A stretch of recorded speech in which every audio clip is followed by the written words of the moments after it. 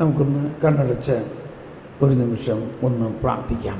ദൈവമേ, പരിശുദ്ധാത്മാവേ, ഇന്നത്തെ ദിവസത്തെ പ്രതി നന്ദി പറയുന്നു. പരിശുദ്ധ അമ്മയുടെ തിരുനാൾ ദിവസവും ഞങ്ങൾക്ക് ദിവ്യകാരുണ്യ അനുഭവത്തിൻ്റെ മറക്കാനാകാത്ത ഒരു തീക്കട്ട മുദ്ര ഞങ്ങളിൽ കുത്തി. ഓ പരിശുദ്ധാത്മാവേ,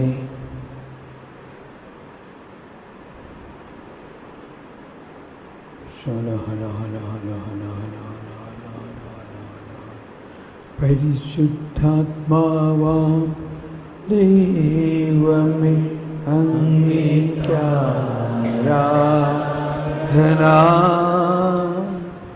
പിതാവിനും പുത്രനും സമനായ ദൈവമേ, അങ്ങേക്കാരാധന.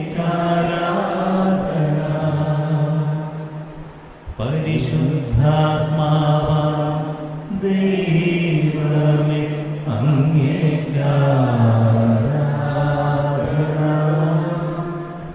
പിതാവിനും പുത്രനും സമനായ ദൈവമേ, അങ്ങേക്കാരാധന.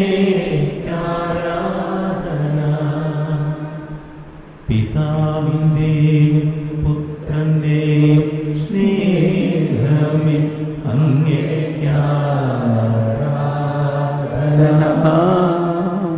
സ്നേഹം സ്നേഹം സ്നേഹദാതാവേ, അങ്ങേക്കാരാധന.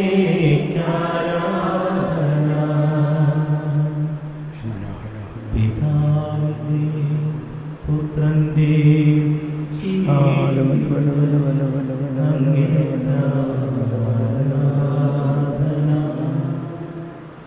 ജീവൻ ജീവൻ ജീവദാതാവേ, അങ്ങേക്കാരാധന. Praise the lord. നമുക്ക് ഒരുപാട് കാര്യങ്ങൾ ഇനി പഠിക്കാനുണ്ട്. നിങ്ങൾ ആകാംക്ഷയോടെ ഒരുപക്ഷെ ചിന്തിക്കുന്നത് എന്താണ് മരണാനന്തര ജീവിതം, ഇല്ലേ? മരണാനന്തര ജീവിതത്തിൽ 8 കാര്യങ്ങൾ നമുക്ക് പഠിക്കാനുണ്ട്. പക്ഷെ ഇപ്പോൾ അതിലേക്കല്ല എന്നാണ് തോന്നണേ ക്ലാസ് പോകുന്നത്. അത് പിന്നീട് നമുക്കിന്ന് എടുക്കാം. ആ 8 കാര്യങ്ങൾ: ശരീരത്തിൻ്റെ ഉയർപ്പ്, മരണം, തനത് വിധി, സ്വർഗം, ശുദ്ധീകരണ സ്ഥലം, നരകം, പൊതുവിധി, പുതിയ ആകാശം, പുതിയ ഭൂമി. ഇത്രയും കാര്യങ്ങൾ മനസ്സിലായി കഴിയുമ്പോൾ മരിക്കാൻ കുറേയും കൂടി വേഗം ആഗ്രഹം തോന്നും. മാത്രമല്ല, ഒരുപാട് വിശ്വാസത്തിൻ്റെ പ്രധാന രഹസ്യങ്ങളാണ് മരണാനന്തര ജീവിതത്തെക്കുറിച്ചുള്ള കൃത്യമായ ഉൾക്കാഴ്ച. അത് കാറ്റക്കിസത്തിൻ്റെ ബേസിസിൽ നമ്മൾ പഠിക്കാം. അപ്പോൾ അതുകൊണ്ട് ആരും അത് ഉത്കണ്ഠപ്പെടേണ്ട, അത് പഠിക്കും. അതിനു മുമ്പ് വീണ്ടും നമ്മൾ കുറച്ചുകൂടി ആഴമായി മനസ്സിലാക്കേണ്ടത് ദൈവരാജ്യവും അവിടുത്തെ നീതിയും എന്താണെന്നുള്ളത് നമ്മൾ ഒരുവിധം എല്ലാം ഇപ്പോൾ മനസ്സിലായില്ലേ? കുറച്ചുകൂടി ഇനി നമ്മൾ ആ മലയിലെ പ്രസംഗത്തിൻ്റെ ആസ്പദമായിട്ട് അതിനെ ഒന്ന് പഠിക്കാൻ പോവുകയാണ്. മത്തായിയുടെ സുവിശേഷം 5:6. മത്തായി 5:6.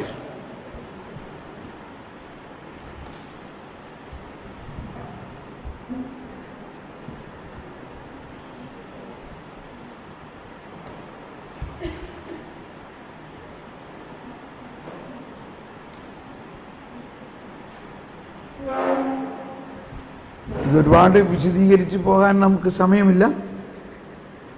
ഒരു 9 ദിവസത്തെ ധ്യാനത്തിന് വേണ്ടി നിങ്ങളൊന്ന് പ്രാർത്ഥിക്കണം. 9 ദിവസത്തെ ധ്യാനം ഒക്കെ ഉണ്ടെങ്കിൽ കുറേയും കൂടി വിശദമായിട്ട് നമുക്കിത് പഠിക്കാൻ പറ്റും. ഇപ്പം നമ്മൾ ഇതിൻ്റെ അത്യാവശ്യം അറിയേണ്ട ഒരു പ്രധാന കാര്യം ഇതാണ്. മത്തായി 5:20 അഥവാ 5:19-20 അല്ലെങ്കിൽ 17 മുതൽ 20. നമുക്ക് ആ 17 മുതൽ 20 വരെയുള്ള വചനങ്ങൾ ഒന്ന് വായിക്കാം. എല്ലാവരും തുറന്നെടുക്കുക. മത്തായി 5-ാം അധ്യായം.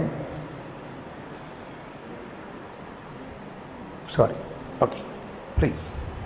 നിയമത്തെയോ പ്രവാചകന്മാരെയോ അസാധുവാക്കുവാൻ അസാധുവാക്കാനല്ല, പൂർത്തിയാക്കാനാണ് ഞാൻ വന്നത്. ആകാശവും ഭൂമിയും കടന്നു പോകുന്നത് വരെ സമസ്തവും നിറവേറുവോളം നിയമത്തിൽ നിന്ന് വള്ളിയോ പുള്ളിയോ മാറുകയില്ലെന്ന് സത്യമായി ഞാൻ നിങ്ങളോട് പറയുന്നു. ഈ പ്രമാണങ്ങളിൽ ഏറ്റവും നിസ്സാരമായ ഒന്ന് ലംഘിക്കുകയോ ലംഘിക്കാൻ മറ്റുള്ളവരെ പഠിപ്പിക്കുകയോ ചെയ്യുന്നവൻ സ്വർഗരാജ്യത്തിൽ ചെറിയവനെന്ന് വിളിക്കപ്പെടും. എന്നാൽ അതനുസരിക്കുകയും പഠിപ്പിക്കുകയും ചെയ്യുന്നവൻ സ്വർഗരാജ്യത്തിൽ വലിയവനെന്ന് വിളിക്കപ്പെടും. നിങ്ങളുടെ നീതി നിയമജ്ഞരുടെയും ഫരിസയരുടെയും നീതിയെ അതിശയിക്കുന്നില്ലെങ്കിൽ നിങ്ങൾ സ്വർഗരാജ്യത്തിൽ പ്രവേശിക്കുകയില്ലെന്ന് ഞാൻ നിങ്ങളോട് പറയുന്നു. ഓക്കെ, ഇത് നമ്മൾ ഒരുപാട് കേട്ടിട്ടുള്ളതാണ് അല്ലേ? ഇപ്പോൾ അതിൻ്റെ ആദ്യം ഈശോ തന്നെ ഒരു ആൻറ്റിസിപ്പേറ്ററി ബെയിൽ എടുക്കണ മാതിരിയാണ്. ഈശോയുടെ പ്രബോധനങ്ങളും ഈശോയുടെ ജനങ്ങളുമായിട്ടുള്ള ഇടപെടലും കണ്ടു കഴിഞ്ഞാൽ ഈ നിയമമൊന്നും വേണ്ടാന്നുള്ള ഒരു മട്ടിലാണ്. പാപികളുമായിട്ട് കൂട്ടുകെട്ട്, പരിസയരും നിയമച്ചരും എന്തെല്ലാം വളരെ പ്രത്യേകിച്ച് വേണ്ട എന്ന് പറയണതോ അതൊക്കെ ഈശോനൊരു പ്രശ്നമില്ല. അതുകൊണ്ട് ആ ഒരു മിസ്അണ്ടർസ്റ്റാൻഡിങ് ഉണ്ടാകണ്ട. എന്താ പറയുന്നത്? ഞാൻ വന്നിരിക്കുന്നത് നിയമത്തെയോ പ്രവാചകന്മാരെയോ അസാധുവാക്കാനല്ല, മറിച്ച് പൂർത്തിയാക്കാനാണ്. അപ്പം ഇപ്പം നമ്മൾ ഈ പറയണ മാതിരിയെല്ലാം പറഞ്ഞു കേട്ടപ്പോൾ എല്ലാവർക്കും ഒരു ആശങ്കയാണ്. ഇങ്ങനെയൊക്കെ ബ്രദർ പറയാനീ പിന്നെ പാപം ചെയ്യാൻ എല്ലാവർക്കും ഒരു ലൈസൻസ് ഉള്ള മാതിരി തോന്നുകയാണ്. ഇല്ലേ? അങ്ങനെയല്ലേ നമുക്ക് തോന്നണേ? ഇത് തന്നെയായിരുന്നു ഈശോയുടെ കാലത്തും. ഈശോ ഇങ്ങനെയൊക്കെ പറയുകയും ചെയ്യുമ്പോൾ എല്ലാവർക്കും, പ്രത്യേകിച്ച് ഫരിസേയർക്ക്, അയ്യോ നീ ഇങ്ങനെയൊക്കെ പറയാൻ ആളുകൾ പാപം ചെയ്യാനതിനൊരു കുഴപ്പമില്ലാന്ന് വിചാരിക്കും. അപ്പം അതുകൊണ്ടാണ് ഈശോ പറയണത് അങ്ങനെ വിചാരിക്കരുത്. ഞാൻ വന്നിരിക്കുന്നത് പ്രമാണങ്ങളെ റദ്ദാക്കാനോ അസാധുവാക്കാനോ അല്ല, മറിച്ച് പ്രമാണങ്ങളെ പൂർത്തിയാക്കാനാണ്. അപ്പം ഇത് എളുപ്പം മനസ്സിലാവുമെന്ന് പറഞ്ഞൂടെ? ഇതിനകം നമുക്ക് മനസ്സിലാകേണ്ടതാണത്. പ്രമാണങ്ങളുടെ പൂർത്തീകരണം എന്നത് യേശുവിൽ ഉള്ള വിശ്വാസത്തിലൂടെയാണ്. അഥവാ പ്രമാണങ്ങൾ ലംഘിക്കുക എന്ന് പറഞ്ഞാൽ എന്താ അർത്ഥം? പ്രമാണങ്ങൾ ലംഘിക്കുക എന്ന് പറഞ്ഞാൽ എന്താ അർത്ഥം? ലംഘിക്കുക എന്ന് പറഞ്ഞാൽ എന്താ അർത്ഥം? പാപം ചെയ്യുക. പ്രമാണങ്ങളുടെ ലംഘനമാണ് പാപം. പ്രമാണങ്ങളുടെ ലംഘനമാണ് പാപം. അപ്പോൾ പ്രമാണങ്ങൾ ലംഘിക്കുക എന്ന് പറഞ്ഞാൽ പാപം ചെയ്യുക. പ്രമാണങ്ങൾ പൂർത്തീകരിക്കുക എന്ന് പറഞ്ഞാൽ പാപം ചെയ്യാൻ പറ്റാത്ത അവസ്ഥ. അതാണ് പരിശുദ്ധി, വിശുദ്ധി. അപ്പോൾ ഞാൻ വന്നിരിക്കുന്നത് എല്ലാവരെയും വിശുദ്ധിയിലേക്ക് നയിക്കാനാണ്. അതുകൊണ്ട് ആരും അതോർത്ത് കുണ്ഠിതപ്പെടേണ്ട. ഈശോയുടെ ഈ പ്രബോധനം നിറഞ്ഞു കഴിഞ്ഞാൽ എല്ലാവരും പാപം ചെയ്യണതിന് ഒരു തടസ്സമില്ലാത്ത മാതിരി പാപം ചെയ്യുമെന്ന് ആരും വിചാരിക്കണ്ട. ഈശോയിൽ വിശ്വസിക്കാൻ ആരംഭിച്ചാൽ ആ വ്യക്തിക്ക് പിന്നെ പാപം ചെയ്യാൻ പറ്റില്ല അതിൻ്റെ പൂർണ്ണതയിൽ. പക്ഷെ അതിൻ്റെ ഇടയ്ക്കൊരു ഇടക്കാല അവസ്ഥയുണ്ട്. നമ്മൾ അതിലേക്ക് ഇങ്ങനെ ആ വിശുദ്ധിയിലേക്ക് ഇങ്ങനെ കടന്നു പോകുന്ന ഒരവസ്ഥയിൽ. ഓക്കെ, ഇനി പറയാൻ പോകുന്നത് വീണ്ടും ഒരു അഷ്വറൻസ് തരികയാണ്. ഈ ആകാശവും ഭൂമിയും മാറിയാലും ഈ നിയമത്തിൻ്റെ ഒരു വാക്ക് പോലും മാറില്ല. അതായത് നിയമം മാറില്ല. സമാധാനമായോ? പക്ഷെ അത് കഴിഞ്ഞിട്ട് പറയാൻ പോണത് വളരെ ഡേഞ്ചറസ് ആയിട്ടുള്ളൊരു സാധനമാണ്. ഇത് മനസ്സിലാക്കുക എന്നുള്ളത് കുറച്ച് ബുദ്ധിമുട്ടുള്ളതാണ്. അതുകൊണ്ടൊന്ന് കൈവീശി കാണിച്ച് ഓക്കെ. അതുകൊണ്ട് വളരെ ശ്രദ്ധിച്ച്, മനസ്സിലായില്ലെങ്കിൽ പരിശുദ്ധാത്മാവെ മനസ്സിലാക്കി തരണേ എന്ന് പ്രാർത്ഥിക്കണം. അപ്പം അത് മനസ്സിലാക്കാൻ ഉതകുന്ന ആദ്യത്തെ ചിന്തയാണ് പ്രമാണങ്ങളെ റദ്ദാക്കാനല്ല വന്നിരിക്കുന്നത്, പൂർത്തിയാക്കാനാണ്. പ്രമാണങ്ങളിൽ ഒരു മാറ്റവും യേശുക്രിസ്തു വരുത്തുന്നില്ല. 10 പ്രമാണങ്ങളും ദൈവം തന്നെയാണ് നമുക്ക് തന്നിട്ടുള്ളത്. മനസ്സിലാവുന്നുണ്ടോ? എന്നാൽ ഇനി അടുത്തത് കേട്ടോ, അതിന് ഞാൻ ഒരു ബാക്ക്വേർഡ് ഓപ്പറേഷനിലാണ്, അതായത് അവസാനത്തിൽ നിന്ന് ആദ്യത്തിലേക്ക് പോവുകയാണ്. 20 ആദ്യം പഠിക്കാം, പിന്നെ 19 പഠിക്കാം. 20 എന്താ എഴുതിയിരിക്കുന്നത്? നിങ്ങളുടെ നീതി. വായിച്ചോളൂ. നിങ്ങളുടെ നീതി. എല്ലാവരും ശബ്ദം ഉയർത്തുന്നു, വായിച്ചേ. നിങ്ങളുടെ നീതി നിയമജ്ഞരുടെയും ഫരിസേയരുടെയും നീതിയെ അതിശയിക്കുന്നില്ലെങ്കിൽ നിങ്ങൾ സ്വർഗരാജ്യത്തിൽ പ്രവേശിക്കുകയില്ലെന്ന് ഞാൻ നിങ്ങളോട് പറയും. ഇവിടെ മനസ്സിലാക്കേണ്ട 1-2 അർത്ഥം. എന്താണ് ഈ സ്വർഗരാജ്യം എന്നിവിടെ പറയുന്നത്? സ്വർഗരാജ്യം എന്നിവിടെ പറയുന്നത് മരണാനന്തരമുള്ള ഒരു ജീവിതത്തെ കുറിച്ചല്ല. അഫ്കോഴ്സ് അതും സ്വർഗരാജ്യമാണ്. യേശുക്രിസ്തുവിൽ വിശ്വസിക്കുന്നതിലൂടെ യേശുക്രിസ്തുവിനാൽ നയിക്കപ്പെടുന്ന ഒരു ജീവിതത്തിനെയാണ് സ്വർഗരാജ്യം. സ്വർഗരാജ്യം സമാഗതമായി എന്ന് പറഞ്ഞാൽ യേശുക്രിസ്തു വന്നു കഴിഞ്ഞിരിക്കുന്നു. ആ യേശുക്രിസ്തു നിങ്ങളുടെ ജീവിതത്തിൽ ഇടപെടാൻ തയ്യാറാണ്. യേശുക്രിസ്തുവിനാൽ നയിക്കപ്പെടാൻ തയ്യാറാണ്. യേശുക്രിസ്തുവിൽ വിശ്വസിക്കുന്നവരെ യേശുക്രിസ്തു ഭരിക്കും. യേശുക്രിസ്തു ഭരിക്കണോ നിങ്ങൾ തന്നെ ഭരിക്കണോ? ഏതാ നല്ലത്? യേശുക്രിസ്തു ഭരിക്കാൻ നിങ്ങളുടെ ജീവിതത്തിന് വിട്ടുകൊടുക്കാമോ? എങ്കിൽ നിങ്ങൾ ദൈവരാജ്യത്തിൽ ആണ്. അങ്ങനെ നിങ്ങൾ ദൈവരാജ്യത്തിലാണെങ്കിൽ യേശുക്രിസ്തു ഗ്യാരണ്ടി ചെയ്യാണ്, ഞാനായിരിക്കുന്നിടത്ത് നിങ്ങൾ വരും. മരണാനന്തരം ഇവിടെ വെച്ചത് ആരംഭിക്കുന്നു. യേശുക്രിസ്തുവിൽ ഇവിടെ വെച്ച് ജീവിതം ആരംഭിച്ചു കഴിഞ്ഞാൽ യേശുക്രിസ്തു ഗ്യാരണ്ടി ചെയ്യുകയാണ്, നിങ്ങളെ ഞാൻ അങ്ങേ അറ്റം വരെ കൊണ്ടുവന്നോളൂ. എന്നാൽ അപ്പോ ഇവിടെയാണ് ഈ 2 നീതി, ഫരിസേയ നീതിയും ദൈവരാജ്യത്തിന്റെ നീതിയും. അപ്പൊ ദൈവരാജ്യം എന്നിവിടെ പറയുമ്പോൾ യേശുക്രിസ്തുവിലുള്ള വിശ്വാസത്തിലുള്ള ജീവിതം.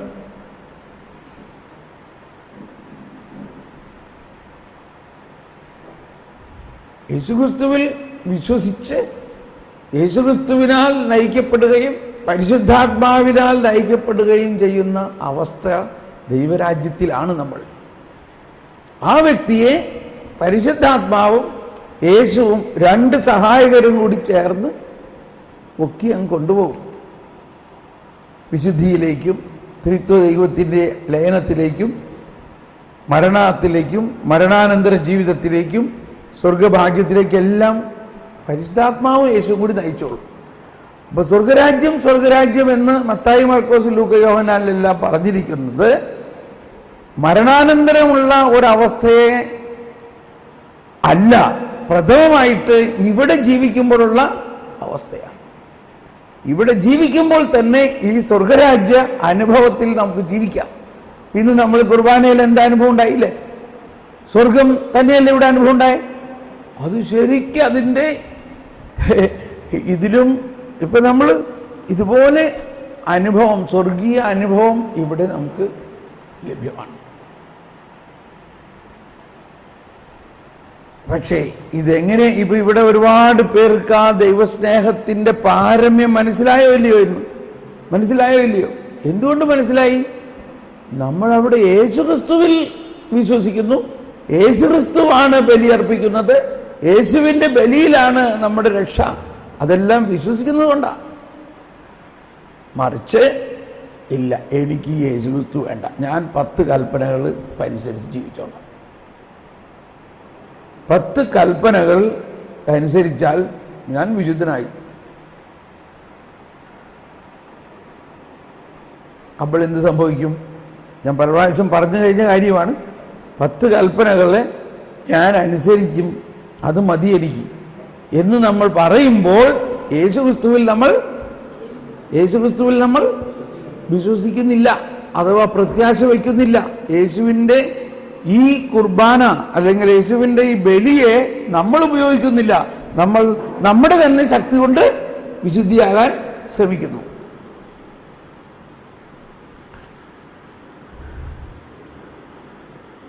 അതാണ് വീണ്ടും പറയുന്നു ഫരിസേയ നീതി. ഇനി ഒന്ന് വായിച്ചു നോക്കിയേ. നിങ്ങളുടെ നീതി നിയമജ്ഞരുടെയും ഫരിസേയരുടെയും നീതിയെ അതിശയിക്കുന്നില്ലെങ്കിൽ നിങ്ങൾ സ്വർഗരാജ്യത്തിൽ പ്രവേശിക്കുകയില്ല. അപ്പോൾ ഒന്നിവിടെ മനസ്സിലാക്കണം, എന്താണ് സ്വർഗരാജ്യം. രണ്ട് തരത്തിലുള്ള നീതി ഉണ്ടെന്ന് ഇവിടെ മനസ്സിലായില്ലേ? രണ്ട് തരത്തിലുള്ള നീതിയുണ്ട്. എന്താണ്? ഒന്ന് സ്വർഗരാജ്യത്തിലെ നീതി, അതായത് ദൈവനീതി. മറ്റൊന്ന് ഫരിസേയരുടെയും നിയമജ്ഞരുടെയും നീതി. ഇത് മനസ്സിലായോ? രണ്ട് തരത്തിലുള്ള നീതിയുണ്ടെന്ന്. ഫരിസേയരുടെയും നിയമജ്ഞരുടെയും നീതി എന്ന് പറയുന്നത് മോശയിലൂടെ നൽകപ്പെട്ടിരിക്കുന്ന 10 പ്രമാണങ്ങൾ അക്ഷരം പ്രതി പാലിച്ചാൽ നീതീകരിക്കപ്പെട്ടു എന്നുള്ള ഒരു വിശ്വാസമാണ് അവരുടെ. എന്നാൽ ദൈവരാജ്യത്തിൻ്റെ നീതി എന്ന് പറഞ്ഞാൽ ഈ നിയമങ്ങൾ യേശുക്രിസ്തുവിലുള്ള വിശ്വാസത്തിലൂടെ ഈ നിയമങ്ങളെല്ലാം പാലിക്കാൻ സാധിക്കും. ആ യേശുവിലുള്ള വിശ്വാസം ഇല്ലെങ്കിൽ നമുക്ക് ദൈവരാജ്യത്തിൽ പ്രവേശിക്കാൻ സാധിക്കില്ല. യേശുവിലൂടെ മാത്രമേ ദൈവരാജ്യത്തിൽ പ്രവേശിക്കാൻ പറ്റുള്ളൂ.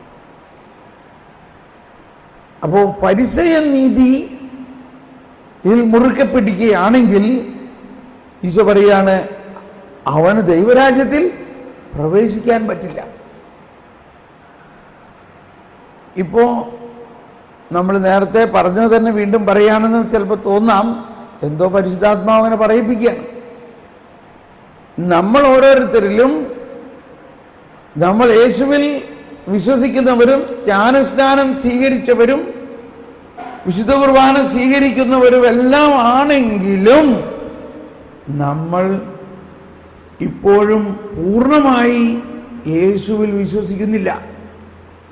മറിച്ച് നമ്മുടെ തന്നെ ശക്തിയിലൂടെ 10 പ്രമാണങ്ങളിൽ നമ്മുടെ ശക്തിയിലൂടെ 10 പ്രമാണങ്ങൾ പാലിക്കണം എന്ന് വിശ്വസിക്കുകയാണെങ്കിൽ അതുകൊണ്ടാണ് നമ്മുടെ പാപം നമ്മളെ വിട്ടു പോകാത്തത്. നമ്മളിൽ വിശുദ്ധി ഉണ്ടാകണമെങ്കിൽ, നമ്മളിലുള്ള പാപം നമ്മളെ വിട്ടു പോകണമെങ്കിൽ നമ്മൾ യേശുക്രിസ്തുവിലൂടെയുള്ള ദൈവനീതിയിൽ പൂർണ്ണമായി വിശ്വസിക്കണം. ഇനി ഇതിന് മുമ്പുള്ള വാക്യം വായിക്കാം. 19-ാമത്തെ വചനം വായിക്കാം. ഈ പ്രമാണങ്ങളിൽ ഏറ്റവും നിസ്സാരമായ ഒന്ന് ലംഘിക്കാൻ മറ്റുള്ളവരെ പഠിപ്പിക്കുകയോ ചെയ്യുന്നവൻ സ്വർഗരാജ്യത്തിൽ ചെറിയവൻ എന്ന് വിളിക്കപ്പെടും. ശ്രദ്ധിക്കണേ, വളരെ ശ്രദ്ധിക്കണം. ഇത് മനസ്സിലാകാൻ ബുദ്ധിമുട്ടുള്ളൊരു വചനമാണ്. ഈ പ്രമാണങ്ങളിൽ ഏറ്റവും ചെറുതൊന്ന് ലംഘിക്കുക. പ്രമാണങ്ങൾ ലംഘിക്കുക എന്ന് പറഞ്ഞാൽ എന്താ അർത്ഥം? പാപം ചെയ്യുക എന്നർത്ഥം ഇല്ലേ?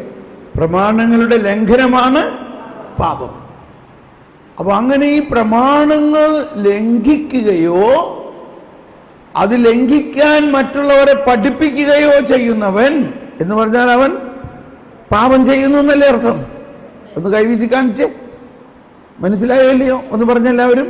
പ്രമാണങ്ങൾ ലംഘിക്കുകയോ ലംഘിക്കാൻ മറ്റുള്ളവരെ പഠിപ്പിക്കുകയോ ചെയ്യുന്നവൻ സ്വർഗരാജ്യത്തിൽ നിർത്തൂ ചെയ്യുന്നവൻ സ്വർഗരാജ്യത്തിൽ. ആണോ? അവനെങ്ങനെ സ്വർഗരാജ്യത്തിൽ കയറി? അവൻ പാപിയല്ലേ? പ്രമാണങ്ങൾ ലംഘിക്കുന്നവനും ലംഘിക്കാൻ മറ്റുള്ളവരെ പഠിപ്പിക്കുന്നവനും. ഇപ്പൊ അവൻ എവിടെയാണെന്ന് പറയണേ? സ്വർഗരാജ്യത്തിൽ. അപ്പൊ അവൻ സ്വർഗരാജ്യത്തിൽ കാര്യമോ ഇല്ലയോ? കാര്യം. അവനെങ്ങനെ കയറി? ഇവിടെയാണ് ഭയങ്കര ഒരു പോയിന്റ്. ഇതൊക്കെ മനസ്സിലാക്കിയത് എന്തോ ഒരു വലിയ കാര്യമെന്നറിയാം ഇത് മനസ്സിലായത്.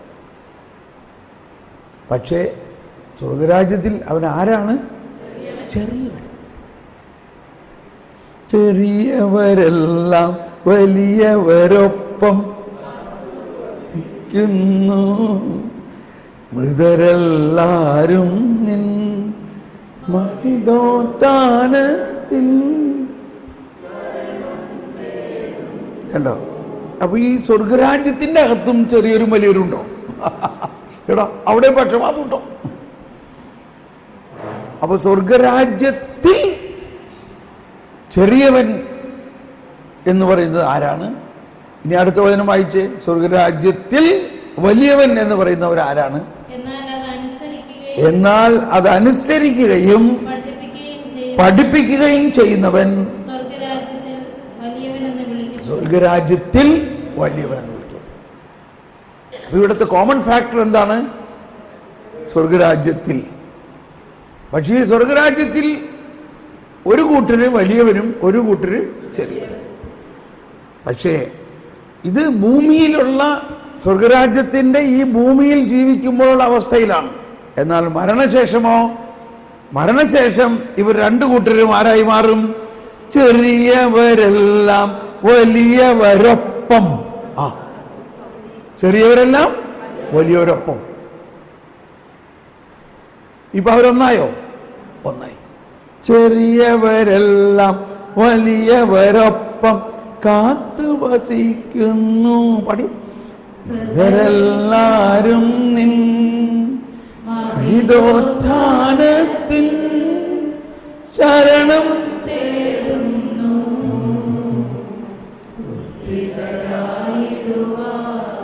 അപ്പൊ ഈ ചെറിയവരും വലിയവരും എന്നുള്ളതിലെ നമ്മൾ മനസ്സിലാക്കണം. ചെറിയവരും വലിയവരും രണ്ടുപേരും സ്വർഗരാജ്യത്തിൽ. അപ്പൊ സ്വർഗരാജ്യത്തിൽ എന്ന് പറഞ്ഞാൽ ഇപ്പോഴത്തെ നമ്മുടെ നിർവചനം എന്താണ്? യേശുക്രിസ്തുവിലുള്ള വിശ്വാസത്തിലൂടെ ദൈവവുമായിട്ട് ഐക്യപ്പെട്ടിരിക്കുന്നവർ സ്വർഗരാജ്യത്തിൽ. പക്ഷെ എന്താണ് ചെറിയവന്റെ പ്രശ്നം എന്താ? ചെറിയവന്റെ പ്രശ്നം എന്താ? അവൻ യേശുക്രിസ്തുവിൽ വിശ്വസിക്കുന്നുണ്ട്, എന്നാൽ അവനൊരു പാപിയാണ്. അവൻ പ്രമാണം ലംഘിക്കുന്നു. പ്രമാണം ലംഘിക്കുന്നു എന്ന് പറഞ്ഞാൽ അവൻ പാപിയാണ്. അപ്പൊ ഈ പാപി എങ്ങനെ സ്വർഗരാജ്യത്തിൽ കയറി? പാപിയെ സ്വർഗരാജ്യത്തിൽ കയറ്റാനാണ് യേശുക്രിസ്തു വന്നിരിക്കുന്നത്. പാപി എങ്ങനെ സ്വർഗരാജ്യത്തിൽ കയറി? യേശുക്രിസ്തുവിലൂടെ. അവനാര് പാസ്പോർട്ട് കൊടുത്തു? യേശുക്രിസ്തു. എങ്ങനെ കൊടുത്തു? സൗജന്യമായിട്ട്. എന്തുകൊണ്ട് കൊടുത്തു? അവൻ പാപിയാണെങ്കിലും അവൻ യേശുക്രിസ്തുവിൽ വിശ്വസിക്കുന്നു.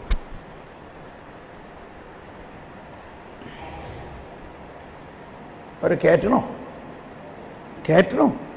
ഇതൊക്കെയാണ് നമ്മുടെ പ്രശ്നം. നമ്മൾ എല്ലാ ദിവസവും പള്ളിയിൽ പോയി സിസ്റ്റർമാരൊക്കെ വെളുപ്പിന് 4 മണിക്ക് എണിട്ട് എന്തോരം പ്രാർത്ഥനയൊക്കെ നടത്തി എന്തോരം വിശുദ്ധിയിൽ ജീവിക്കണം നമ്മളും.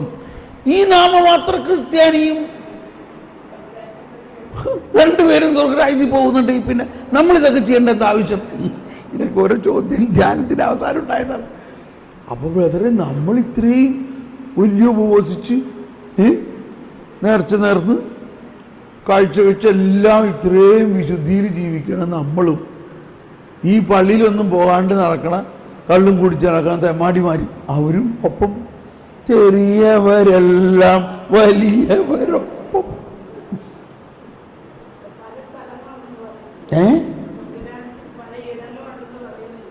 അത് ഈ അർത്ഥത്തിലല്ല.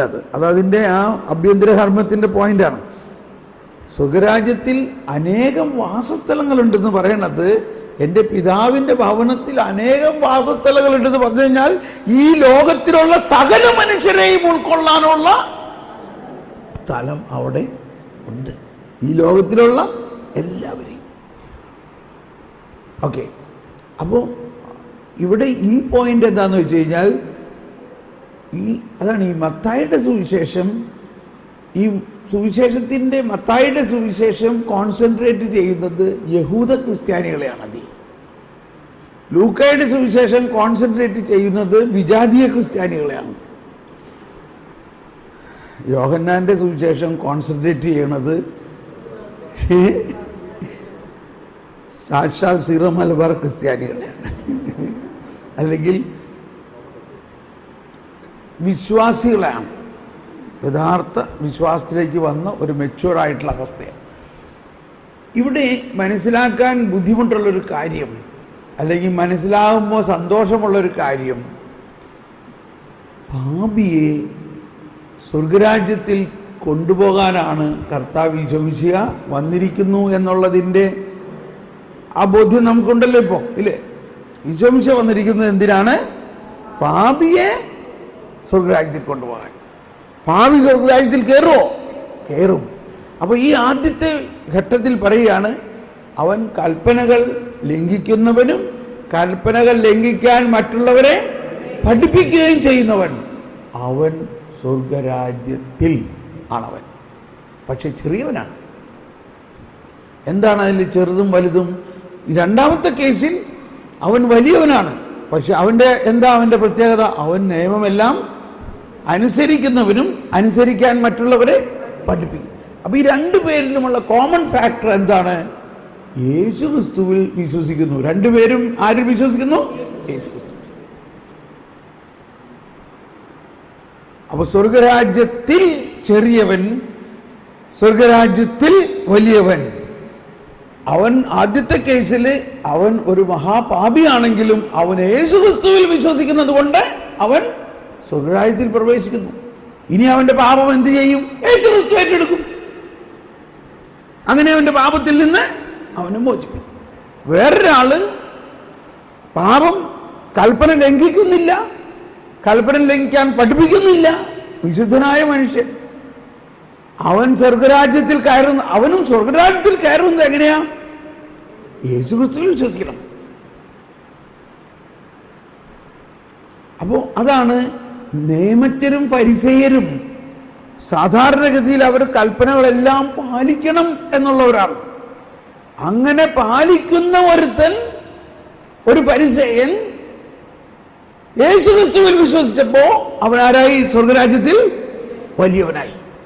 ഇനി ആദ്യത്തെ കേസിൽ ഫരിസേയനോ നിയമജ്ഞനോ അല്ല, പാപിയും ചുങ്കക്കാരനുമാണ്, നിയമം ലംഘിക്കുന്നവരാണ്, നിയമം ലംഘിക്കാൻ മറ്റുള്ളവരെ പഠിപ്പിക്കുന്നവരാണ്. പക്ഷെ അവനും യേശു ക്രിസ്തുവിന്റെ ശിഷ്യനായതോടുകൂടി അവൻ സ്വർഗരാജ്യത്തിൽ കയറി. പക്ഷെ സ്വർഗരാജ്യത്തിൽ ചെറിയ.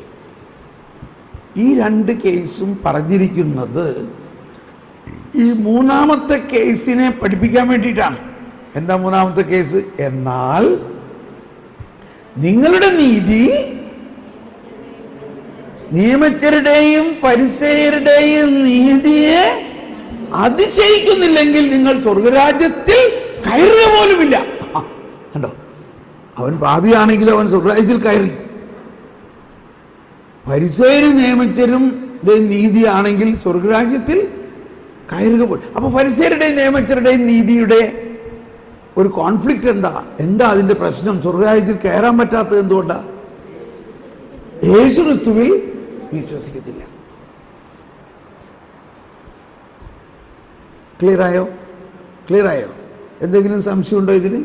അപ്പൊ ഇതാണ് ഈ മലയിലെ പ്രസംഗത്തിന്റെ ആമുഖം തന്നെയായിട്ട് കൊടുത്തിരിക്കുന്നത്. ദൈവരാജ്യ കേന്ദ്രീകൃതമാണ്. യേശുവിൻ്റെ, ഇപ്പൊ ഞാനിത് പറയുമ്പോൾ എൻ്റെ ഉള്ളിൽ ഓർമ്മ വരുന്നത് 25 വർഷം മുമ്പ് ഞാൻ ഈ സുവിശേഷ പ്രഘോഷണത്തിൻ്റെ ആരംഭിച്ചപ്പോൾ എനിക്ക് ഒരു കൊച്ചു പുസ്തകം കിട്ടി. ആ പുസ്തകം പോൾ ആറാമൻ മാർപ്പാപ്പയുടെ എഴുതിയ എവാഞ്ചലി നുൻഷാൻഡി എന്ന അപ്പസ്തോലിക പ്രബോധനമായിരുന്നു. എവാഞ്ചലി നുൻഷാൻഡി എന്ന് പറഞ്ഞതിൻ്റെ അർത്ഥം സുവിശേഷ പ്രഘോഷണം എന്നാണ്. ഇതെനിക്ക് കിട്ടിയ വലിയൊരു ഭാഗ്യമെന്ന് വേണമെങ്കിൽ പറയാം. അത് വായിച്ചപ്പോൾ അതിനകത്ത് കൃത്യമായ ഒരു രൂപരേഖ കൊടുത്തിരിക്കുകയാണ്. എന്താണ് സുവിശേഷ പ്രഘോഷണം? അതിൽ പറഞ്ഞിരിക്കുന്ന പ്രധാന കാര്യം, യേശുവിൻ്റെ സുവിശേഷ പ്രഘോഷണം ദൈവരാജ്യ കേന്ദ്രീകൃതമായിരുന്നു. It was God, kingdom of Gods. യേശു എന്ത് പറയുമ്പോഴും ദൈവരാജ്യം കടുകുമണി, ദൈവരാജ്യം ഒരുവൻ വലയെറിഞ്ഞു, ദൈവരാജ്യം നിധി കുഴിച്ചിട്ട്, ഇല്ലേ?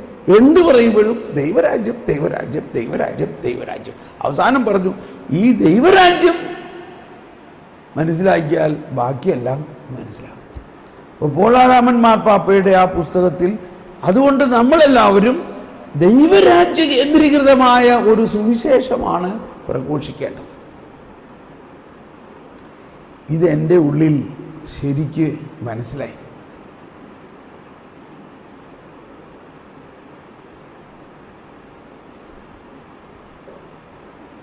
അതിനെ തുടർന്നാണ് ഞാൻ ഈ സഭാപ്രബോധനങ്ങളിൽ അധിഷ്ഠിതമായ ഒരു പഠന പദ്ധതി ജോൺ പോൾ രണ്ടാമൻ മാർപ്പാപ്പയുടെ എല്ലാ ചാക്രിക ലേഖനങ്ങളും പ്രബോധനങ്ങളും എല്ലാം അടിച്ചിറക്കുന്ന ഒരു മാഗസിൻ നമ്മൾ നടത്തുമായിരുന്നു, അപ്പസ്തോലിക പ്രബോധനം എന്ന് പറഞ്ഞിട്ട്. അപ്പോൾ അതുകൊണ്ട് തന്നെ ഞാനെല്ലാം പഠിക്കേണ്ടി വന്നു, അത് വായിക്കേണ്ടി വന്നു. അങ്ങനെ ജോൺ പോൾ രണ്ടാമൻ മാർപ്പാപ്പ എൻ്റെ അകത്തുണ്ട്, എൻ്റെ അകത്ത് ഉണ്ട്. വേറെ ഒരു പുസ്തകമുണ്ട്, ഞാനത് നാളെ പിന്നെ കാണിച്ചു തരാം. ജോൺ പോൾ രണ്ടാമൻ മാർപ്പാപ്പ പരിശുദ്ധാത്മാവിനെ കുറിച്ച് നൽകിയ പ്രബോധനങ്ങൾ മാത്രം അടങ്ങുന്ന ഒരു പുസ്തകമുണ്ട്. അത് വായിക്കാൻ പറ്റുന്നവർ വാങ്ങാൻ പറ്റുന്നവർ വാങ്ങിയാൽ നല്ലത്. ആമസോൺ ഇപ്പോൾ അത് ഔട്ട് ഓഫ് സ്റ്റോക്കായി. ഞാൻ എല്ലാവരോടും പറഞ്ഞു, ഒരുപാട് ആൾക്കാരത് മേടിച്ച് ഇപ്പോൾ അത് ഔട്ട് ഓഫ് പ്രിൻ്റ് ആയിരിക്കുകയാണ്. പക്ഷേ അത് ഇൻ്റർനെറ്റിലൊക്കെ ഡൗൺലോഡ് ചെയ്യാൻ പറ്റും. പക്ഷെ അതൊരു ആശയപരമായിട്ട് ചിന്തിക്കുക. ഈ ജോൺ പോൾ രണ്ടാമൻ മാർപ്പാപ്പയെ പോലെ പരിശുദ്ധാത്മാവിനെ കുറിച്ച് ഇത്രയും വിശദമായിട്ടും വിസ്മയനീയമായിട്ടും പഠിപ്പിച്ചിട്ടുള്ള മറ്റൊരു മാർപ്പാപ്പ ഇല്ല. മറ്റൊരു മാർപ്പാപ്പ ഇല്ല. ഏയ് എവിടെ പോയി?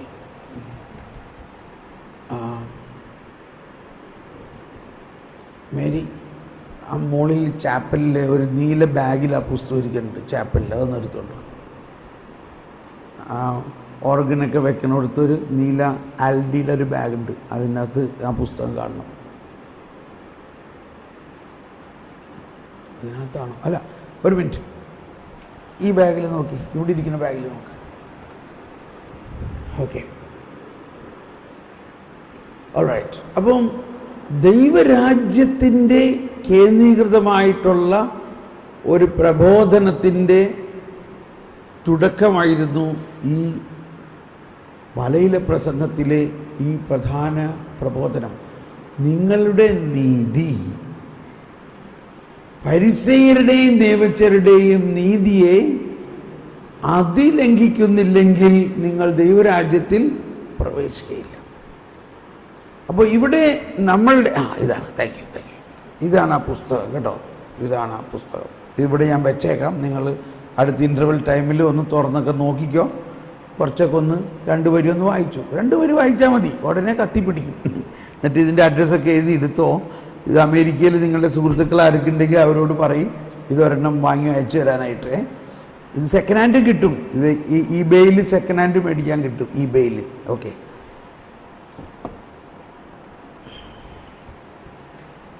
ഇത് എനിക്ക് തരാൻ പറ്റില്ല, കാരണം ഇതിനകത്ത് ഞാനിങ്ങനെ ഒരുപാട് കുത്തിക്കുറിച്ച് ഇങ്ങനെ ഇട്ടിട്ടുണ്ട്. ഒരുപാട് പഠിക്കുന്ന സമയത്തും ഇതിനെ പരമ്പരയായിട്ട് ഞാനൊരു ഇതിൻ്റെ പരമ്പരയായിട്ട് ശാലോമിലേക്ക് ഒരു സെറ്റ് ടോക്ക് റെക്കോർഡ് ചെയ്തിട്ടുണ്ട്.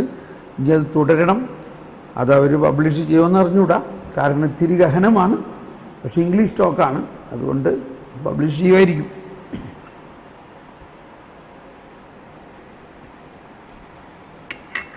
ഓക്കെ, ഇപ്പോൾ നമ്മൾ ഈ പറഞ്ഞതിൻ്റെ അർത്ഥം ഇതാണ്. വീണ്ടും പറഞ്ഞു വരുന്നത്, ദൈവനീതി എന്നത് നമ്മൾക്ക് ഇപ്പോൾ തന്നെ ലഭിച്ച് കഴിഞ്ഞിരിക്കുന്ന ഒന്നാണ്. ഇപ്പോൾ തന്നെ ലഭിച്ച് കഴിഞ്ഞിരിക്കുന്ന ഒന്നാണ്. പക്ഷെ ആ ദൈവനീതിയിലേക്ക് പ്രവേശിൻ്റെ അനുഭവത്തിനെ നമ്മൾ തടസ്സമെന്ന് ഞാൻ പറയില്ല, കാരണം ഒന്നിനും തടസ്സപ്പെടുത്താൻ പറ്റില്ല ദൈവനീതിയെ. പക്ഷെ നമ്മൾക്ക് അനുഭവത്തിൻ്റെ ഒരു പൂർണ്ണതയില്ലാത്തതിൻ്റെ കാരണം, ഒരിക്കൽ കൂടി പറയാണ്, നമ്മിലുള്ള ഫരിസേയ നീതിയാണെന്നുള്ളതിന് ഇപ്പോൾ മനസ്സിലായില്ലേ? ഇതിൽ നിന്ന് മനസ്സിലാവുന്നില്ലേ? നമ്മിലൊരു ഫരിസേയ നീതി കിടക്കുന്നുണ്ട്. ഇനി എന്തൊക്കെയാണ് ഈ ഫരിസേയ നീതിയുടെ പ്രധാന കാര്യം? നേരത്തെ പറഞ്ഞതാണെങ്കിലും ഇപ്പോൾ പറയുമ്പോഴാണ് അത് മനസ്സിലാവുക. ഫരിസേയ നീതിയിൽ 3-4 കാര്യങ്ങളുണ്ട്. പ്രധാന കാര്യം, കൽപ്പനകൾക്ക് കൂടുതൽ പ്രാധാന്യം കൊടുക്കുകയും കരുണയ്ക്ക് പ്രാധാന്യം കൊടുക്കാതിരിക്കുകയും ചെയ്യുന്ന അവസ്ഥ. അതാണ് നമ്മൾ ആ 23 ഇപ്പതില്ല, അവർ തുളസി, ചതകുപ്പ് ഇതിനൊക്കെ ദശാംശം കൊടുക്കും. എന്നാൽ നിയമത്തിലെ ഗൗരവമായ കാര്യങ്ങളായ കരുണയും നീതിയും അവഗണിക്കുന്നു. അപ്പോൾ കരുണയും നീതിയും എന്ന് പറയുന്നത് ദൈവം മനുഷ്യൻ്റെ പാപത്തിന് പരിഹാരം ചെയ്ത് കഴിഞ്ഞു. ദൈവം മനുഷ്യൻ്റെ പാപത്തിന് പരിഹാരം ചെയ്ത് കഴിഞ്ഞു എന്ന് നമ്മൾ വിശ്വസിക്കണം. ഇപ്പം നമ്മളുടെ വീട്ടിൽ ഒരു കഠിന പാപിയുണ്ട്, എന്തെങ്കിലും അവസ്ഥ ആയിക്കൊള്ളട്ടെ, നമ്മൾക്ക് സഹിക്കാൻ പറ്റണില്ല. പ്രത്യേകിച്ച് ഇപ്പോൾ കള്ളു കുടിച്ച ഒരാൾ ഇടിക്കുമ്പോൾ പിന്നെ സഹിക്കാൻ പറ്റുമോ? പക്ഷേ അയാളുടെ ആ പാപം കർത്താവ് ഈശോമിശ ഏറ്റെടുത്തിട്ടുണ്ട് എന്ന് നമ്മൾ വിശ്വസിക്കണം. അത് നമ്മൾ വിശ്വസിക്കുമ്പോൾ തന്നെ അയാളിൽ വ്യത്യാസം വരും. അപ്പോൾ ഇവിടെയാണ് ഒരു പ്രാക്ടിക്കൽ സിറ്റുവേഷൻ. നമ്മൾ പറയുമ്പോൾ ഇപ്പോൾ മറ്റുള്ളവർ തിന്മ ചെയ്യണ കാണുമ്പോൾ ഉടനെ അത് കറക്റ്റ് ചെയ്യണ്ടേ, മറിച്ച് കറക്റ്റ് ചെയ്യുന്നതിന് പകരം ആ വ്യക്തിയുടെ ആ തിന്മ ഏറ്റെടുക്കുക എന്നതാണ് ഈശോ മിശിഹ ചെയ്തത്. എന്താണ് ഈശോ മിശിഹ ചെയ്തത്? തിന്മ ഏറ്റെടുത്തു. യേശുവിനെ അനുകരിക്കുന്നവരാണെങ്കിൽ നമ്മളും തിന്മ ഏറ്റെടുക്കാൻ തയ്യാറാകണം. തിന്മ ഏറ്റെടുക്കാൻ.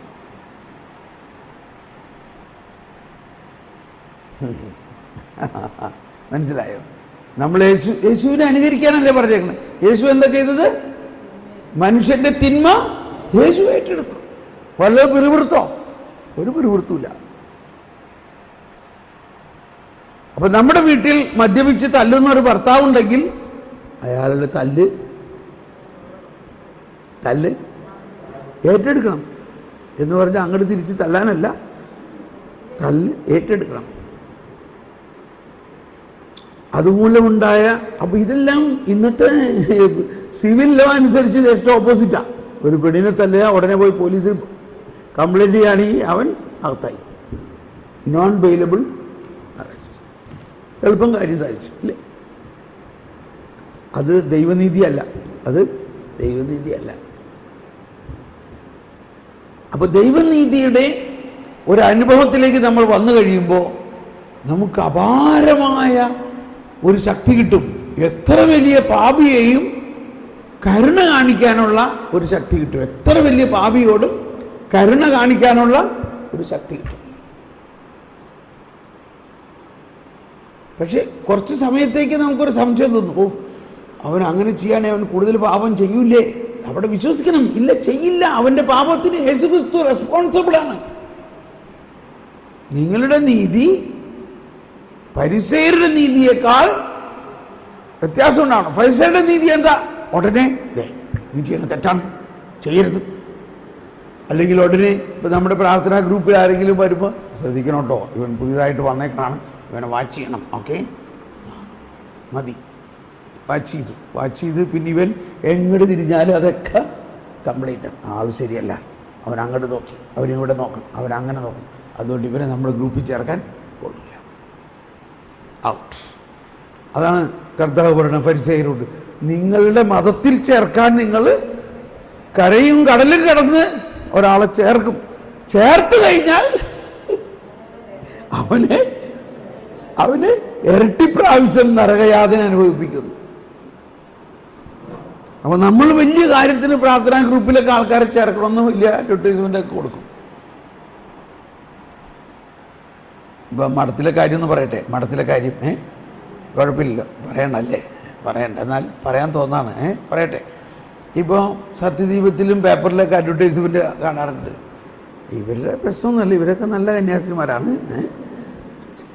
ചില മഠങ്ങളുടെ അഡ്വർടൈസ്മെൻ്റാണ്, കർത്താവിൻ്റെ മുന്തിരിത്തോട്ടത്തിൽ വേല ചെയ്യാൻ കുഞ്ഞനിയത്തിമാർക്ക് സ്വാഗതം.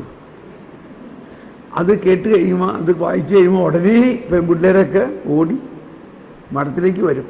എന്തോ ഒരു വാത്സല്യം, എന്തോ ഒരു സ്നേഹം. അവിടെ അടുത്ത് ചെന്ന് കഴിഞ്ഞാൽ ആദ്യം എഴുതിയേക്കണ ബോർഡ് എന്താണ്? ആദ്യം എഴുതിയേക്കണമെന്ന് അറിയാമോ? ആദ്യം എഴുതിയേക്കണ ബോർഡ് എന്താ? അനുസരണം ബലിയേക്കാൾ ശ്രേഷ്ഠമാണ്. അതുകൊണ്ട് എല്ലാം അനുസരിച്ചോളണം. പിന്നെ ഒരു മിലിറ്ററി റൂൾ മാതിരിയാണ് എല്ലാം അനുസരിച്ചോളണം. അപ്പോൾ നമുക്ക് എന്തെല്ലാം നിയമങ്ങളാണ് ഇപ്പോൾ അനുസരിക്കേണ്ടത്?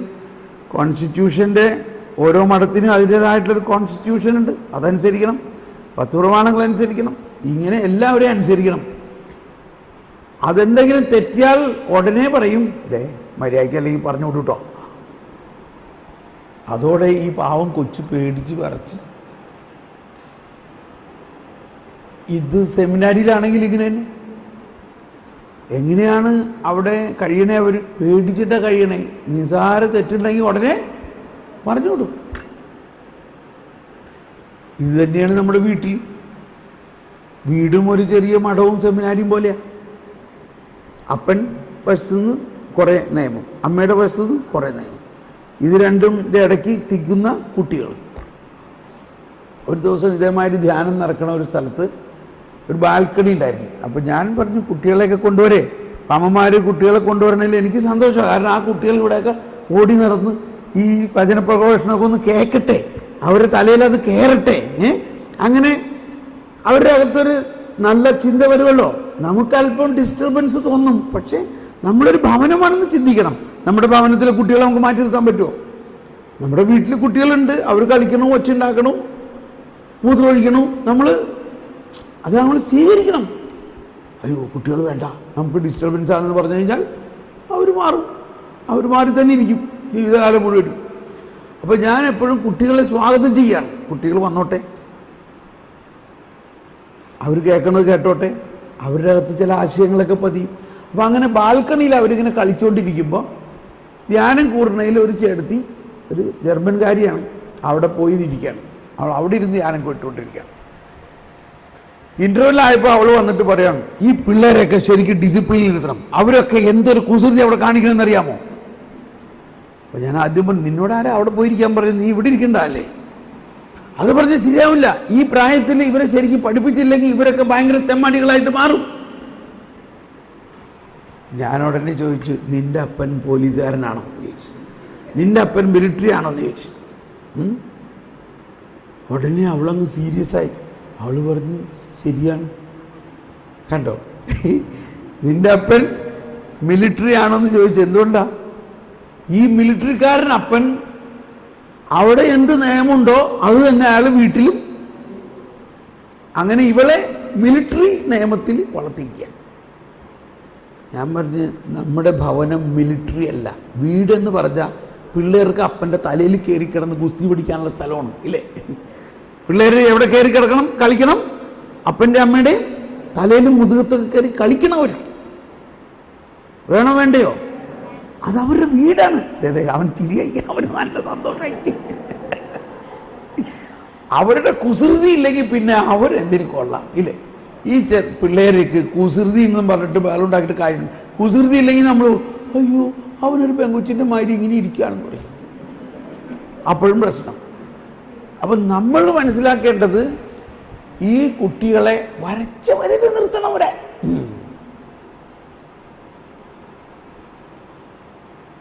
എനിക്കറിയാം ഹിറ്റ്ലർ മുതലുള്ള കഥ.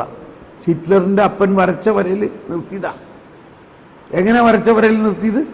ചാട്ടവാറ് കൊണ്ട് അടിക്കുകയായിരുന്നു ചെയ്തിരുന്നു. കെട്ടിയിട്ട് അടിച്ചിരുന്നു. കെട്ടിയിട്ട് അവനെ അടിച്ച് ഒരു ചെറിയ തെറ്റ് ചെയ്യുന്നതിന് കെട്ടിയിട്ട് അടിച്ച് അവൻ മറിഞ്ഞ് വീഴുന്നവരെ അടിച്ചു.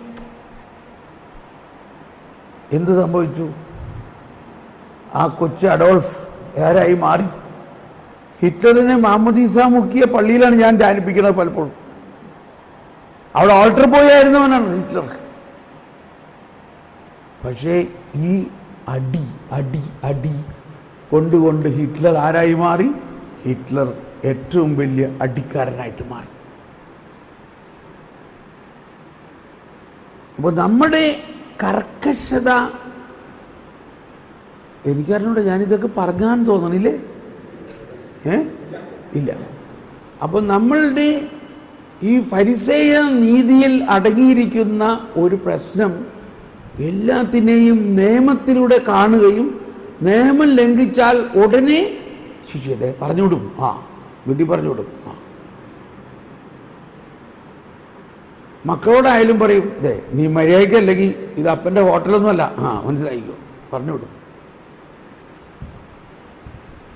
ഇത് ഞാൻ പറയുന്നത് ഇതാണ് ഇന്നത്തെ ഒരുവിധം ലോകത്തിൻ്റെ അവസ്ഥ, പ്രത്യേകിച്ച് കേരളത്തിൻ്റെ.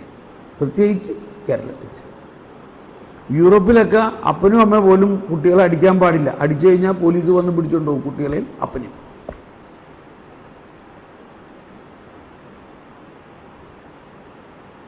എന്ന് വിചാരിച്ച് കുട്ടികളെ അടിക്കണ്ടെന്നല്ല പറയണത്.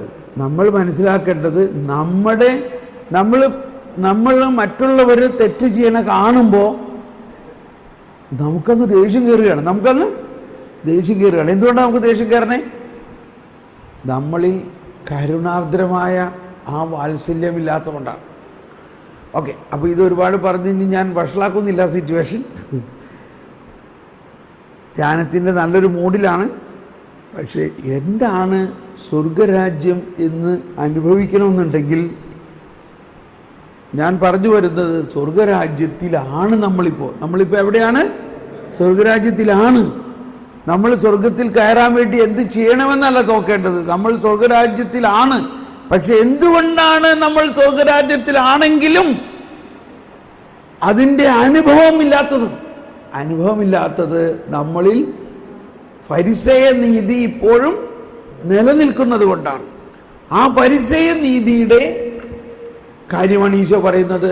നിങ്ങളുടെ നീതി ഫരിസേയരുടെ നീതി പോലെയാണെങ്കിൽ നിങ്ങൾ സ്വർഗരാജ്യത്തിൽ പ്രവേശിക്കില്ല. നമ്മളെ സംബന്ധിച്ച് നമ്മൾ സ്വർഗരാജ്യത്തിലാണ്. പക്ഷെ അതോടൊപ്പം നമ്മളിൽ എന്തുണ്ട്? ഫരിസേയ നീതിയുണ്ട്. ഇപ്പൊ ഇവിടെയാണ് ഈശോ പറഞ്ഞ മറ്റൊരു ഉപമ. രണ്ട് കാര്യം അതിനകത്ത് പറഞ്ഞു. ഒന്ന്, ചേച്ചിമാർക്കും സ്ത്രീകൾക്കും പറ്റിയൊരു കാര്യം.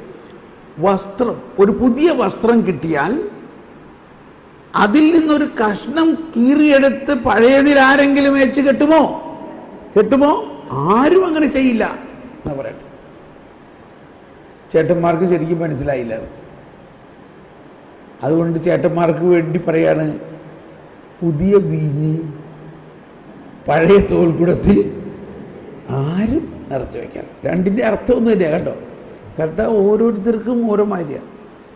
കർത്താവിൻ്റെ ഉപമകളെല്ലാം അധികവും ലേഡീസിന് പറ്റിയ ഉപമകളാണ്. കടുക് പണി, അടുക്കള കാര്യമാണ്. പുളിപ്പ്, കടുക് പണി, എണ്ണ, വിളക്ക്. എത്ര സിമ്പിളാണ്. ഇന്നും 2000 വർഷമായിട്ടും അതിനെ മാറ്റാനായിട്ട് എന്തെങ്കിലും ഉണ്ടോ? ഈ പുളിപ്പ്. അപ്പോൾ നമ്മളെ സാധാരണ കുടുംബ ജീവിതത്തിൻ്റെ യാഥാർത്ഥ്യത്തിൽ ഉള്ള കാര്യങ്ങളാണ് ഈശോ ഉപമകളായിട്ട് എടുത്തിട്ടുള്ളത്. ഇപ്പോൾ ചേച്ചി നല്ല നീല സാരിയാണെന്ന് കിട്ടിയെന്നൊക്കെ പറഞ്ഞില്ലേ. ഈ പുതിയ സാരി കിട്ടിക്കഴിഞ്ഞാൽ അത് മുറിച്ചതിനകത്തൊരു കഷ്ണം പഴയതിൽ വെച്ച് കെട്ടുമോ? മുറിച്ചിട്ട് പോലെ അതിൻ്റെ നൂല് പോലും വലിക്കൂല. സാരിയുടെ നൂല് വലിക്കുമോ? നൂല് വലിച്ച സാരി ചുളുങ്ങിപ്പോവും. അപ്പോൾ ഈശോ പറയാണ്, ലൂക്ക 5:36 മുതൽ 33 മുതലുള്ള വചനങ്ങളിൽ പറയുകയാണ്, ആരും പുതിയ വസ്ത്രം കിട്ടിയാൽ അതിൽ നിന്നും ഒരു കഷ്ണം മുറിച്ചെടുത്ത് പഴയതിൽ ചേർക്കാറില്ല. ഒന്ന് വായിച്ചേ, ഇപ്പം അതിൻ്റെ അർത്ഥം മനസ്സിലാവും. അപ്പം എന്താണ് ഈ പുതിയ വസ്ത്രം? ഈ പുതിയ വസ്ത്രം സ്വർഗരാജ്യമാണ്. യേശുക്രിസ്തുവിലുള്ള പുതുജീവിതമാണ്. യേശുക്രിസ്തുവിലൂടെയുള്ള പരിശുദ്ധാത്മാവാണ്. യേശുക്രിസ്തുവിലൂടെയുള്ള കൃപാവരമാണ്. വായിച്ചോ? കിട്ടിയോ? എത്ര? 33 36? 36 കറക്റ്റ്. 33 ഉപവാസത്തെക്കുറിച്ചാണ്. 36 മുതൽ വായിച്ചോളൂ സിസ്റ്റർ. വായിച്ചോ സിസ്റ്റർ, കിട്ടിയില്ലേ? ലൂക്ക 5:36. അത് പറഞ്ഞില്ലേ? ലൂക്ക 5:36. സിസ്റ്റർ ഇപ്പം നമ്മുടെ അസിസ്റ്റന്റുമാരി ആയിരിക്കുകയാണ്. ഒരു പ്രൊമോഷൻ കിട്ടുമായിരിക്കും.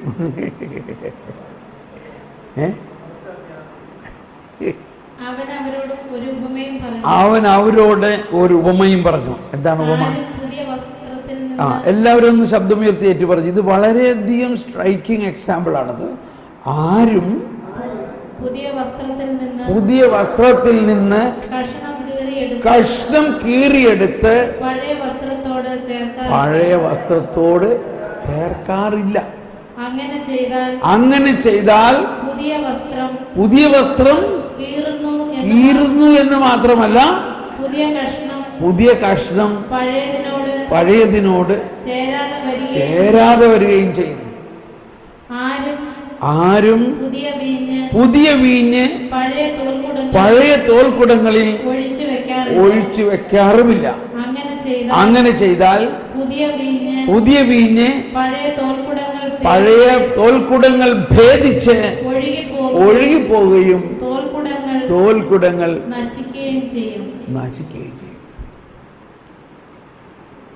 ഇപ്പൊ നിങ്ങൾ വിഷമുണ്ടാവരുത്. ഇതാണോ നമ്മുടെ അവസ്ഥ ഇപ്പോഴത്തെ?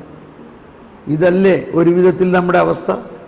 ദൈവരാജ്യം സമാഗതമായിട്ടും ജ്ഞാനസ്നാനത്തിലൂടെയും സ്ഥൈര്യലേപനത്തിലൂടെയും വിശുദ്ധ കുർബാനയിലൂടെയും ഈ പുതിയ വസ്ത്രം കിട്ടിയിട്ടും നമ്മളിപ്പോഴും പഴയത് തന്നെയാണ് അധികവും ഉപയോഗിക്കുന്നത്. പുതിയതിൻ്റെ ഒരു കഷ്ണം. പുതിയത് കിട്ടിക്കഴിഞ്ഞാൽ സാധാരണ എന്ത് ചെയ്യും? പുതിയ സാരി കിട്ടിയാൽ പഴയ സാരിയെ മാറ്റി പുതിയത് കൊടുക്കുന്നു. പുതുവീഞ്ഞ് കിട്ടിയാൽ പുതിയ തോൽക്കുടം കിട്ടും. പുതിയ തോൽക്കുടത്തിൽ പുതിയ വീഞ്ഞ് വരച്ചാൽ മാത്രമേ പുതിയ വീഞ്ഞിനെ സൂക്ഷിക്കാൻ പറ്റുള്ളൂ. എന്തോ ഒരു ശ്രേഷ്ഠമായ ഒരു തത്വമാണ്.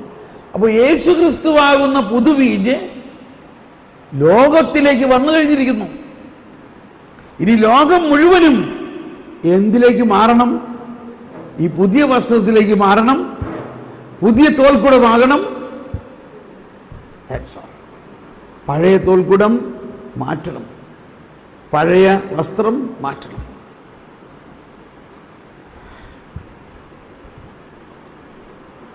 അപ്പോൾ ഇവിടെയാണ് നമ്മൾ കുറെ പറഞ്ഞു കഴിഞ്ഞ കാര്യമാണെങ്കിലും ഞാൻ അതിനൊന്ന് സാംശീകരിക്കുകയാണ്. ഇവിടെ ഈ ഫരിസേയ സ്വഭാവത്തിൽ ഞാൻ പറഞ്ഞു പല പ്രാവശ്യം പറഞ്ഞെങ്കിലും ഒന്നുകൂടി പറയാണ് 3 കാര്യങ്ങൾ. ആദ്യത്തെ കാര്യം, കൽപ്പനയിലും ചട്ടങ്ങളിലും മുറുക്കെ പിടിക്കാതെ വിട്ടുകൊടുക്കുക. കണ്ടിട്ടും കാണണ്ട. ആ വചനം പൂർണ്ണമായിട്ട് ഇങ്ങനെയാണ്. ആ വചനം ഒന്ന് മുഴുവൻ വായിച്ച് ഏശയ്യാ 42:18 മുതൽ വായിക്കും. ഏശയ്യാ 42:18-19. ഇത് നിങ്ങളെ വളരെയധികം സഹായിക്കും. എന്നെ സഹായിക്കുന്നുണ്ട്. ഞാൻ ആരും എന്തെങ്കിലും തെറ്റ് ചെയ്യണ കണ്ടു കഴിഞ്ഞാൽ ഞാൻ അങ്ങോട്ട് നോക്കാറില്ല. അത് പലരും പറയും അത് വെതർ പേടിച്ചിട്ടായിരിക്കും, അല്ലെങ്കിൽ എന്തോ അല്ല, എൻ്റെ ഈ വചനം ഞാൻ പൂർത്തിയാക്കണം. പക്ഷെ സാവധാനം അവർക്ക് വേണ്ടി ഞാൻ പ്രാർത്ഥിക്കുമ്പോൾ കാര്യം അവരിൽ മാറ്റങ്ങൾ വരുന്നുണ്ട്. എൻ്റെ ദാസനെ അല്ലാതെ ആരുണ്ട് കുരുടനായി? വായിച്ചോളൂ സിസ്റ്റർ. എൻ്റെ ദാസനല്ലാതെ ആരുണ്ട് കുരുടനായി? ഞാൻ അയക്കുന്ന ദൂതനെ പോലെ ബധിരനാരുണ്ട്? എന്റെ വിശ്വസ്തനെ പോലെ, കർത്താവിന്റെ ദാസനെ പോലെ കുരുടനായ ആരുണ്ട്? അവൻ കണ്ടിട്ടും കാണുന്നില്ല, കേട്ടിട്ടും കേൾക്കുന്നില്ല. മതി. അപ്പൊ ഇത് യേശുക്രിസ്തുവിനെ കുറിച്ചാണ് പറഞ്ഞിരിക്കുന്നതെന്നും ഈശോ തൻ്റെ പരസ്യ ജീവിതത്തിൽ ആരുടെയും കുറ്റം കണ്ടുപിടിച്ചിട്ടില്ല. അത് കറക്റ്റ് ചെയ്തിട്ടില്ല. എന്തുകൊണ്ട്? ഈശോ വന്നിരിക്കുന്നത് എന്തിനാണ്? അവൻ്റെ തിന്മയെ ഏറ്റെടുക്കാനാണ്. അതാണ് നമ്മളൊരാൾ തിന്മ ചെയ്യുന്ന കണ്ടു കഴിഞ്ഞാൽ അയാളെ വിമർശിച്ച്, അയാളെ അവഹേളിച്ച്, അയാളെ കുറ്റപ്പെടുത്തി ആ തിന്മയെക്കുറിച്ച് 4 ആളോട് പറയുക. ഇതാണ് ഫരിസേയ സ്വഭാവത്തിൻ്റെ ഏറ്റവും മോശമായ കാര്യം. ഇത് നമ്മളിൽ നിന്ന് മാറണം. ഞാൻ പറഞ്ഞു, ഔസേപ്പിതാവ് മാതാവും ഇതിൻ്റെ നല്ല മോഡലാണ്. ഔസേപ്പും മാതാവിലും കാണേണ്ടത് അവരാരുടെയും കുറ്റം പറഞ്ഞിട്ടില്ല. എന്നാൽ അവർ ജീവിച്ചിരുന്നത് എല്ലാവരുടെയും പാപികളുടെ മധ്യത്തിലാണ്. ഈവൻ ഔസേപ്പ് പറയുകയാണ്, ഔസേപ്പ് നോക്കുമ്പോൾ അയാൾ വിവാഹം ചെയ്യാനിരിക്കുന്ന പെണ്ണ് ഗർഭിണിയായിരിക്കണം, അയാൾ അറിയാതെ. ഇതിലും വലിയ എന്തോ ഒരു വലിയൊരു പ്രശ്നമാണ്. പക്ഷേ എന്താ എഴുതിയിരിക്കുന്നത്? മത്തായി 1:19. മത്തായി 1:19 എന്താ എഴുതിയിരിക്കുന്നത്? അവളെ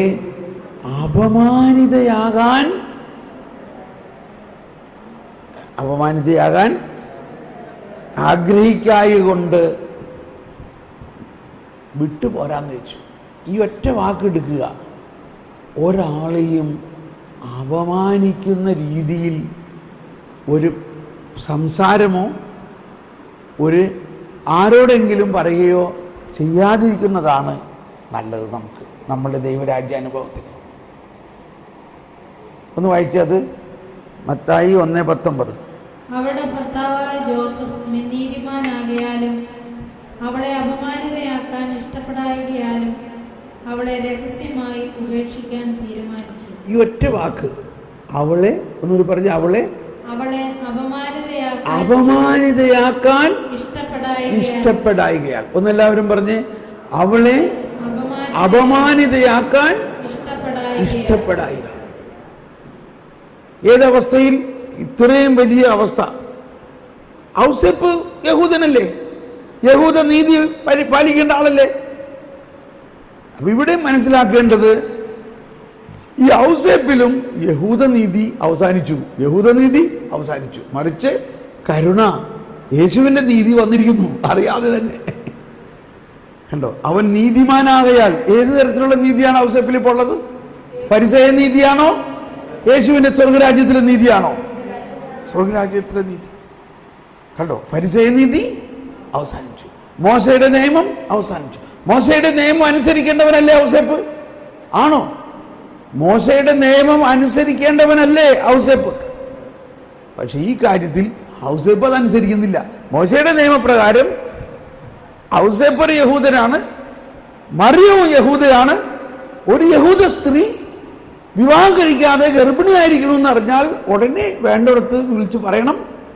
അവര് വേണ്ട മാതിരി പെരുമാറും. എങ്ങനെ പെരുമാറും നമുക്ക് അറിഞ്ഞൂടെ? അവരെന്ത് ചെയ്യും?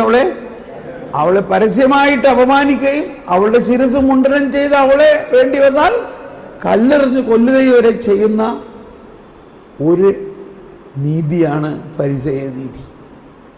എന്നാൽ മിണ്ടണ്ട. ഔസേപ്പ് എന്ത് തീരുമാനിച്ചു? കണ്ടിട്ടും കാണാതെ, കേട്ടിട്ടും കേൾക്കാതെ.